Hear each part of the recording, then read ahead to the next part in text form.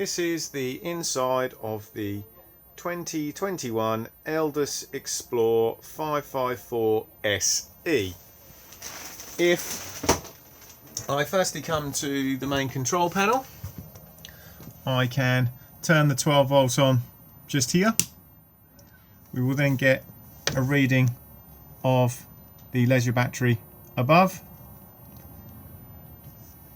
We then have the entrance light switch, and then all the other lights can be turned on and off on their own switches. Awning light on and off just here, and then water pump on and off here. Whenever the water pump is running,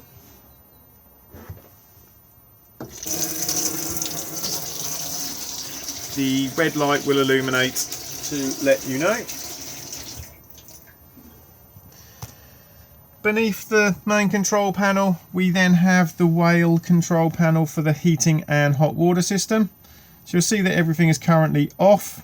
If we start with the water heater, we'll see as I press the button, we get a series of icons, and then we go back to off again. If we start with the first one, we have a single wavy line. Wavy lines represent mains electricity, and I always round it up just to make it easier. So I class this as main supply at about 1 kilowatt. Then we have main supply at about 2 kilowatts. So these two settings here just dependent on the ampage of the site you're on to try and avoid tripping. If we have no main supply, we can run on gas with the little picture of the flame. And if we have both power sources available to us, we can run in dual fuel. So we can run on a mixture of gas and mains at 1 kilowatt and a mixture of gas and mains at 2 kilowatts. These settings here are very handy, especially in the winter months if you want to get up to temperature really quickly. Whenever you are consuming gas, you will get this little flame appear just here. If we now drop down to the heating, same again, we get the icons until we end up back at off. So again, we now have a single wavy line, so main supply, but this time at about 500 watts. Two wavy lines, 1 kilowatt, and three wavy lines about 2 kilowatts. After that, gas on its own again, and then we have dual fuel. Temperature control just here on the plus and the minus. Whale recommend dropping all the way down to the little moon just here if you need your heating on whilst you're asleep. It will keep the caravan at about 16 degrees. And again, whenever you're consuming gas, you will get the little flame just appear here. If there's a problem with the unit, you will get a red exclamation mark. So it will appear here if it's a water heater issue, or here if it's a heating issue.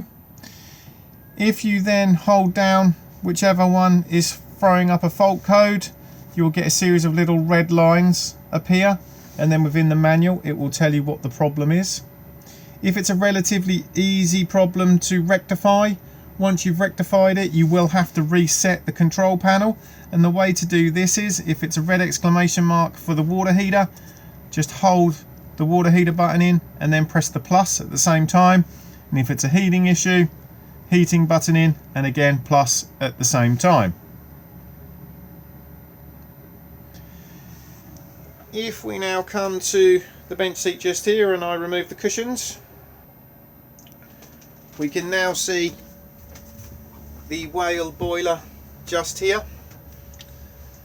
The drain valve is just here. So to drain the boiler down for winterization or travel, firstly make sure the water pump is turned off, and then flip the lever up like so, and it will begin to drop all the water out of the boiler. If you are fully winterizing the caravan, I always suggest that you also open up all of the taps to release the airlocks inside. This will aid in the system draining down much better. When it comes to refilling, make sure the taps are back down again. Close the drain tap, fill up the aqua roll, drop the submersible in and turn the water pump on. The water pump will then draw the water out of the aqua roll and begin priming the boiler back up again. Leave it to run for a few minutes, and then after that begin opening the taps up. I usually firstly turn them to hot, wait until they're running freely, and then turn to cold. And then once the water is running freely on both, close them back up again and the system will fully reprime itself. Also in here we have the gas isolation tap for the boiler. It's in the on position and it can really stay like that, the same as all of the gas taps. I always say these are more for maintenance than anything else. Just if you do smell gas in the caravan, go to the actual bottle and isolate it there. Alarm box just here. Top of the consumer unit just here. The battery charger is also in here as well, so just make sure that you're not covering up these vents to avoid it overheating. Back of the battery box just there, and the main 12 volt fuse. Control board for the Power Touch motor mover. Then we have the front of the consumer unit just here. So we have all the individual MCBs and they're all labelled up. And then we have the main RCD and test button just there. So if anything's not working on main supply, just make sure that you haven't tripped in here. Then we have the 12 volt fuses just here. And again, they're all labelled up. So if something's not working on 12 volt, just check to see whether or not you've blown a fuse.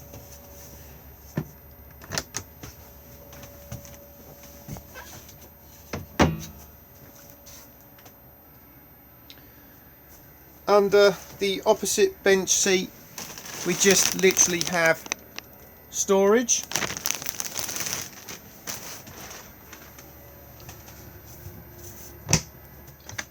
In the overhead locker just here, you will find the radio on and off on the button that says SRC.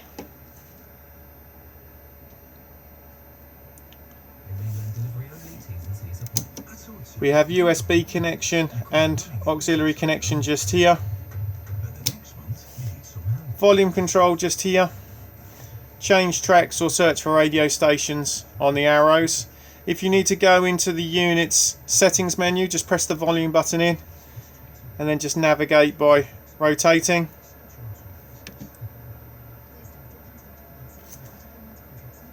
Back button just here. Sorry, back button just here. And as you can see, we have also extra bass, and obviously if you plug in an iPod.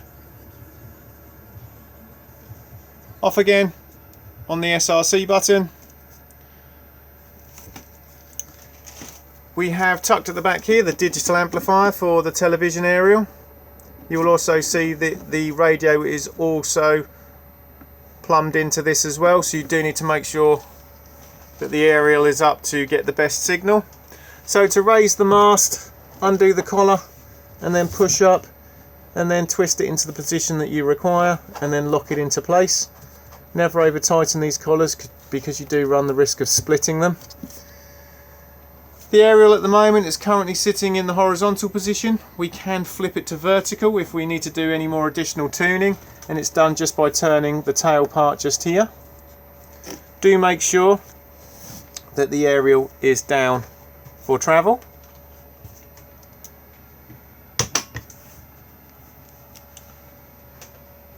Microwave just here. As it says on the sticker, do make sure that contents are removed for travel.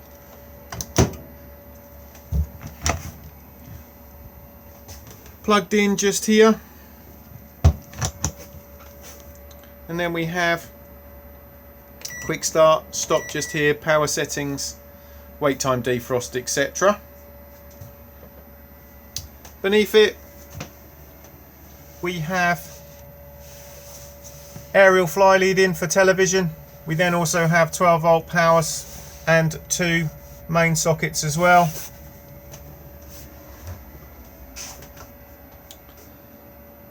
Dometic fridge just here, on and off just here. And then if we want to run it on main supply, just press this one just here. If we do not have main supply connected, we can run the fridge on gas. We just press the flame. These fridges auto ignite themselves. If it fails to light, it will begin to beep at you and you'll get a red flashing indicator just here. If you want to make the fridge try to light itself again, just press this button just here and it will then reattempt. It does state it here. And then lastly, we have 12 volt maintain for when we're towing to keep the fridge cold on the move. So at the moment, if I do press this, it will beep at us because we are not hitched up to a tow vehicle. And we would also get the beeping as well if we didn't have main supply. Temperature control just here. Push down to open. Freezer box just here. This is removable as well. There are just clips underneath.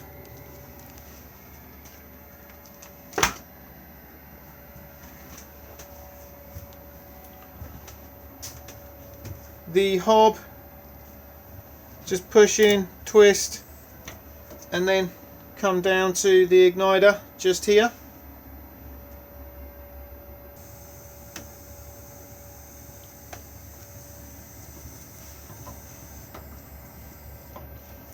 Beneath that is the oven and the grill. To ignite the oven, just push in to the left and again just push the igniter.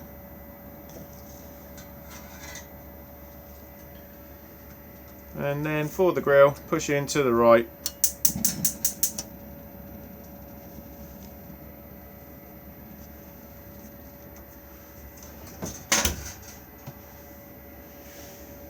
Again, storage underneath and some more gas isolation taps for the fridge, the hob and the cooker.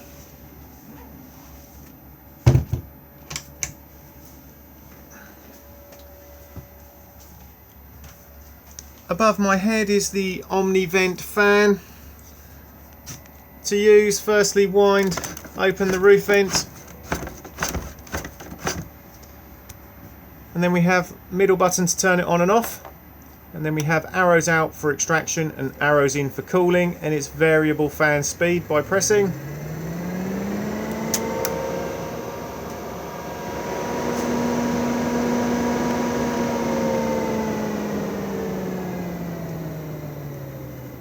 Do make sure that all roof vents are down for travel.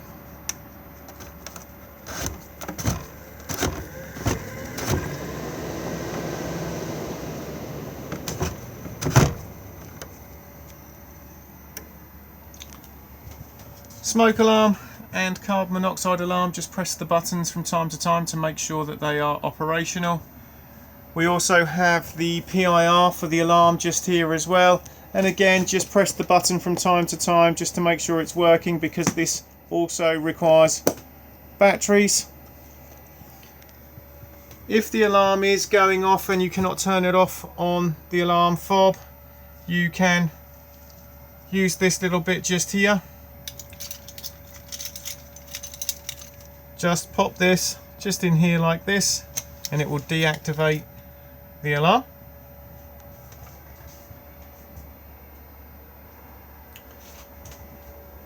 Wardrobe,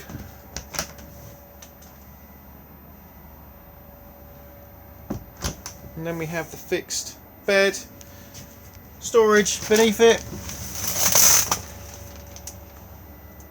We also have the heater just here, and the gas tap for the heating as well.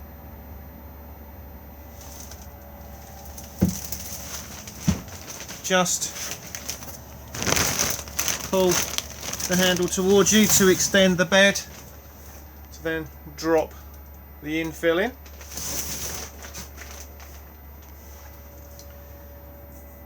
We then have the washroom. So we have the shower cubicle just here. Do make sure that the shower screen is clipped back for travel. and also make sure that the door is also secured for travel as well. We then have the basin,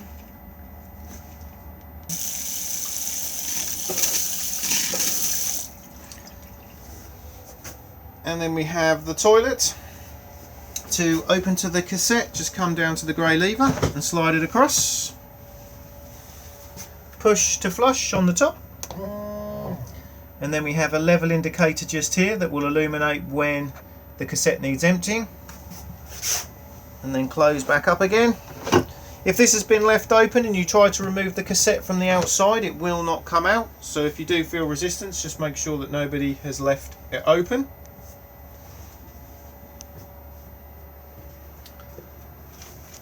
Again, we have more TV points just here.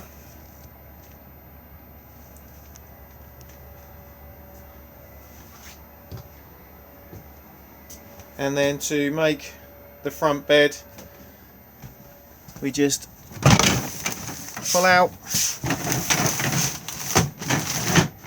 pull across to the end.